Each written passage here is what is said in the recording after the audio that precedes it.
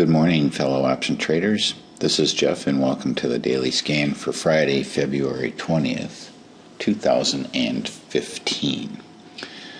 Okay, announcements from yesterday. Jobless claims came in a little bit lower than was expected, so there was great rejoicing in the streets about that. However, if you take a look at the Philly Fed survey, and when the jobless numbers came out, what I heard and read was that the economy is truly on the mend. Now, from a jobless claims perspective, that's really kind of naive. Just because this is the amount of people that are looking for jobs, and you've heard me say this 100 times over and over and over.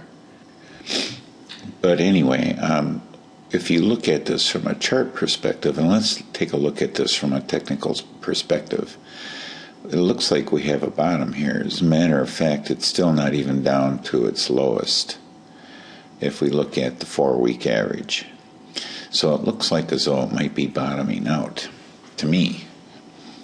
But regardless, that isn't really where the meat of the economy is anyway. If we look at the Philly Fed survey, they were expecting 8.2 and actually got 5.2. And slow growth is February's signal from both the Empire State Report posted on Tuesday and today's manufacturing report. So, it's just saying that growth is slowing, from my perspective anyway. But regardless, today we have the PMI Manufacturing Index Flash coming out at 9:45. Okay, let's take a look at what's going on across the ponds. Over in Asia, we're pretty much mostly bullish, but kind of mixed. And in Europe, definitely mixed and relatively flat besides. All right, jumping over to the futures here in the U.S., looks kind of flat to open here initially. Gold is at 1203. I thought it was making big moves over the last couple of days, and now it seems to have pulled back. Oil is at 51.75, pretty much unchanged from yesterday, relatively speaking. The dollar's at 94.65, a move up yesterday and overnight. In the euro, U.S. dollar's at $1.1327, which is a move down overnight. All right, yesterday jumped into Netflix. We'll take a look at that when we get to it, and we'll also take a look at Priceline. I just continue to be absolutely amazed at Priceline stock price. I just don't get it. I think that the people that bought calls in anticipation of their earnings announcement are feeling pretty fat and happy right about now. Okay, first off, lead-off hitter is Apple. We're still waiting for an entry here. We might have one today if we look at the intraday. But the problem is what would you do? What would you do on a Friday? And, knowing that weekends, well, with what's going on over in Greece, God, there's talk that we may have to bail them out. How much money are we going to have to print for that? Why don't they let China bail them out? I mean, they got all the money. Why do we have to bail everybody out? Anyway, we have this nice looking move here on the stochastic, but we're still, this MACD is underwater. That makes me just a little bit nervous about it, at least from a 5-day perspective over the last 5 days, which is pretty much from last Friday to this Thursday, and it looks, not real exciting. So I'm going to wait because I don't want to trade today. I'm going to wait until we get some sort of move down here on the daily. At least wait until Monday to see what I might want to do, if anything, with Apple. All right, let's take a look at Amazon. All right, Amazon pretty much looks like a lot like Apple. We got a nice hook on it yesterday, but I did not enter. I chose Netflix instead. I probably should have done both of them. But this would have been kind of scary, and it would have had to get in early. So I don't particularly like this big candle like that at the open and then pull back the rest of the day. Not the kind of thing that, in retrospect, hindsight's always 20/20. In retrospect, yes, that would not have been a real good trade. I'm not going to say it would not be smart, but if you broke this down into a smaller time frame, like maybe what I got on this one here, this is a 78-minute chart. I could change this to 15-minute and take a look at Amazon. Let's take a look at that open. Let's see here. So by 10 o'clock, if I would have, we probably had the hook by then. Probably had this hook right here by then, I would think. That would have been not good. So, anyway, it's always easy to second guess based on historical data. But regardless, I didn't get into it. So we still have another day here. So this is alertable now. So I'm going to put an alert on it. And the high yesterday was, well, I don't know what the high was. I can't tell. Let's cancel this. The high was 381.88. All right, so let's go 382. Okay. 382, enter, create. So if this alert goes off right away in the morning, I might get in early on it and do an expiration for today, and probably like maybe a 30 delta if I can get one at a night. If I can get a strike that ends up at a 30 delta, which might be difficult to do today. All right, Boeing. Very nice move yesterday on Boeing. Still waiting to hit our target here. Some stocks are making some very strong moves, and on the other side of the coin is Baidu, which is making some very strong moves down. So that in itself is interesting. I might have to take a different view of these, or adjust the strategy to take advantage of some of these moves that are happening on some of these stocks. It's almost unbelievable. Chipotle struggling here. Don't have a lot of momentum at the moment, and price is definitely consolidating, so I'm not interested in anything with Chipotle. It's the ones that are in these moves that are just like, they're either going north, let's see, it'd be northeast or southeast. Right? This side is east, this is west, if you're looking at a map normally. So the northeast and the southeast moving stocks. Costco not moving. The Dow struggling, definitely encountering some resistance. Gold, struggling, but may have support down here. Who knows? Google,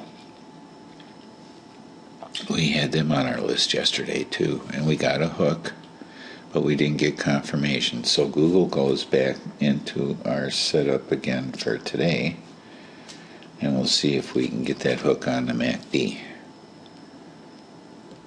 LinkedIn, we're almost to Priceline. LinkedIn, consolidating, no movement there. NDX, nice move yesterday. Can't do anything about it though. We have to wait until next week to do anything about that. Netflix, this is the trade that I am in, and we'll just zoom in one more click on this. Here it is right here. Short is at 472.50, and got into that in the morning, and then it just pulled back after that. So I probably got in at the high. You know, that's the way it works sometimes. But anyway, I think it was a little bit early, like 9:50 I got in. If I would have waited, followed my rules and waited until 10 o'clock, I would have gotten in maybe with maybe one more strike down. I don't know. That's just pure speculation. But anyway, it looks like we're rolling over here. So I'm not sure exactly what's going to happen there, but it's looking good for today. There's 250 already traded, well above the strike. So hopefully, I have an order in right now to bail at 20 cents. I collected 52.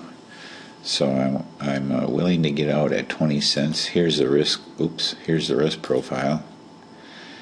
20 cents would probably put me right about here, but this white line is going to move up. It's going to start to look more like this line as the day wears on. So we hope that this trade ends up being profitable. All right, so let's take a look at Priceline. Forgot to look at their earnings yesterday morning. It's in, I don't know, I wasn't thinking right, I guess you might say. I guess that's a problem when you're on vacation. But boy, I'll tell you what, it is cold here this morning. 33 degrees in the Orlando area of Florida. That is cold. But anyway, here we have Wednesday at like 11:18, let's say 11:20 rounded off. And then here we are at 12:20 the very next day. So that's $100. So if you bought, let's say, you bought a call that had a delta of, say, like 80, and that would cost a lot of money because there's a lot of premium. There is a lot of extrinsic built into these because of the high IV. But still, and then the next day, well, even if you bought a 50 delta and it goes up $100, that means that the value of your option went up $50. So it would have been half of the $100 move, and that equates to $5,000 in profit, provided IV didn't suck a lot of premium out of it the very next day. But still, if you could have afforded it, just buying an option on this particular underlying, you can see here these prices. It's $9,000 to buy an at-the-money call, roughly. And it would have been a lot more yesterday because, or the day before, because IV was very, very high. So there would have been a lot more extrinsic. See here, there's, out of this 960, there's still, it expires today, there's still $5.90 in it of extrinsic. And look at all the time value in these things that are deep in the money. and today they expire. So just to let you know that, and at the money you would have been roughly at a 50 delta. So that means that for every dollar on the underlying you get 50 cents. So if it moves $100, you get $50. And because this is 1/100th, it ends up being $5,000, which is a nice chunk of change. Very nice chunk of change.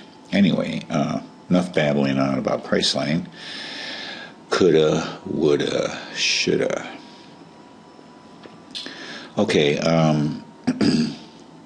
so now we have to wait for Priceline to settle down. Russell can't do anything on it, but we'll take a look at it anyway. Yeah, looks a little toppy right now, along with the Dow and along with SPX is looking a little toppy right now. And Tesla. Nice move yesterday on Tesla. Are we in an uptrend? Geez, I don't know. I have no idea. I have to wait a little while on that one. And Visa, still on our setup list for today, as they were yesterday, but didn't come through for us. So I doubt that I don't see anything real strong here in Visa, so I don't think I would do anything on it today, so I'm not even going to put an alert on it. But we do have an alert on Amazon, so we'll keep an eye on that one and see what happens there. Do we have any other alerts? Let me look here. We have Amazon. I have this Voil thing. Remember, I think 2 or 3 months ago, I got one of those flyers in the mail that said, "Whoa, this is going to be at $2." Well, it's at 67.5 cents. So I have a couple of alerts on it, waiting for it to get up to $2. And you can look at a chart on Voil and pretty much tell when the flyer came out. So if we look back here, yeah, it looks like October the flyer came out, and a bunch of people piled into it. When did I put those alerts on? I think they have the 11/4. Yeah, so it was right around October. At its highest, it wanted you to pile in 10/6, 10, yeah. So it looks like it might have gotten a little bit of a bump here, and then it did nothing but pull back. And I think that the whole price of oil thing is really kind of hurting this particular penny stock, or OTCB, or whatever the heck it is, since it's obviously in the oil business. All right, I guess that's enough babbling for today. It's Friday, and everybody has a nice weekend, I hope. And let's keep our fingers crossed on Greece and the Middle East. And what else should we be concerned? The weather. Yeah, for you folks that are like on the East Coast or the Northeast, or even back home in Ohio. Oh man, I hope everybody's power continues to be available, because that's a killer if you lose power. So we're all praying for you here. We're doing a lot of praying here for the world and for friends and relatives and those that are ill, and et cetera, et cetera. So anyway, everybody have a great weekend. Stay warm and happy trading.